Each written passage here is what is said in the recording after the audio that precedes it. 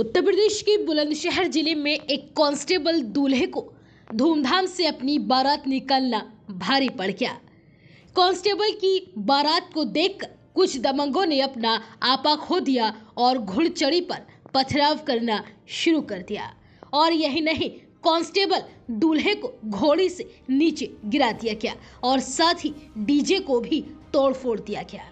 दरअसल मामला 11 दिसंबर का है। बुलंदशहर के जहांगीराबाद थाना क्षेत्र के गांव टीटी टोटा में नंदराम सिंह, जो कि दलित समाज से आते हैं, उनके बेटे रॉबिन सिंह की शादी लखावटी गांव की रहने वाली स्वाति के साथ तय हुई थी।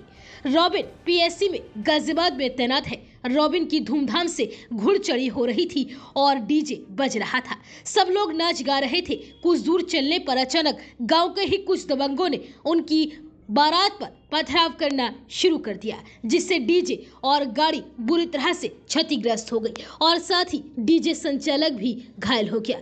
दूल्हे रॉबिन के पिता नंदराम सिंह ने घटना की जानकारी देते हुए बताया कि 11 दिसंबर को उनके बेटे की शादी थी। जब शाम 5 बजे घुड़चढ़ी हो रही थी तो घुड़चढ़ी ठाकुर समाज के दूसरे मोहल्ले में पहुंची।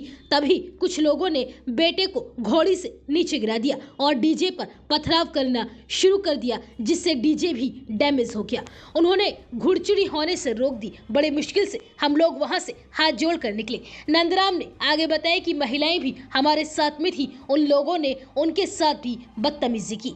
हमने रात को उसी समय 112 नंबर पर कॉल करके घटना की जानकारी पुलिस को दी, जिसके बाद पुलिस के समझाने पर हम लोग 11:30 बजे बारात लेकर निकले। अगले दिन मैंने मामले में पुलिस को तहरीर दी, जिसमें 5 लोग गिरफ्तार हो चुके हैं, वहीं एक अन्य अभी बाकी है। वहीं इस घटना की जानकारी देते हुए एसपी देहात रोहित मिश्रा ने बताया कि जहांगीराबाद थाना क्षेत्र में ये पूरी घटना हुई है, जिसमें एक बारात जा रही थी और डीजे बज रहा था। रास्ते में कुछ लड़के खड़े थे और तेज आवाज में डीजे बजाने को लेकर विवाद हुआ था, जिसमें जानकारी सामने आई है कि जिसमें किसी ने ईंट का पत्थर फेंका था जो डीजे पर लगा और वो टूट गया।